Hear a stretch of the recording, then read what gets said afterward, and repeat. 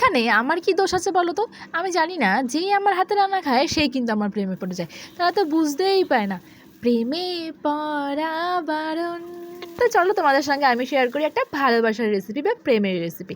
দেখো, এখানে আমি কড়াইতে কয়েকটা সবজি নিয়েছি, যা যা ছিল আর কি, ফুলকপি, ক্যাপসিকাম, আলু, সেগুলোকে তেলে ভেজে নিয়েছি। আর তার মধ্যে কিন্তু একটু সয়াবিন সেদ্ধ করে নিয়েছি, সেটাকেও কিন্তু দিয়ে দিয়েছি।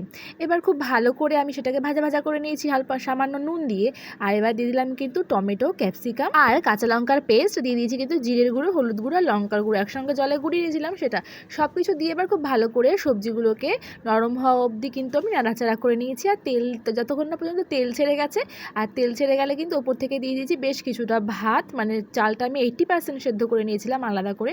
আর ওপর থেকে দিয়ে দিলাম দুধ। দুধের মধ্যে আমি কেসার গুলিয়ে রেখেছি, আর দিয়েছি কিন্তু গোলাপ জল, কেওড়া জল, মিঠা আতর, সব কিছু দিয়ে কিন্তু গুলিয়ে নিয়েছি। আর এক এক করে দিলাম কাঁচা লঙ্কা, ধনেপাতা কুচি, বিরিয়ানি মশলা, দিয়ে দিলাম কিন্তু বেশ পরিমাণে ঘি। আর দিয়ে কিন্তু সব কিছু দিয়ে ভাপে বসিয়ে রেখেছি। ওই বলতে পারো 15 থেকে 20 মিনিট ঘড়ি ধরে কিন্তু ভাপে বসিয়ে রেখেছি। আর তারপর যখন 15 মিনিট পর ঢাকনাটাকে খুললাম না, পুরো ঘরটাই যেন হয়ে গেল ভালোবাসার মরশুম। যেমন গন্ধ তেমনি কিন্তু টেস্টি হয়েছিল খেতে। আর দেখো কতটা ঝরঝরে হয়েছে। তোমরা কিন্তু অবশ্যই ট্রাই করো। কি বলো তো, নিরামিষের দিনে না মাঝে মাঝে এরকম কিছু করলে কিন্তু ঘরে আমাদের ভাত শেষ হয়, নাহলে কিন্তু ভাতই শেষ হয় না।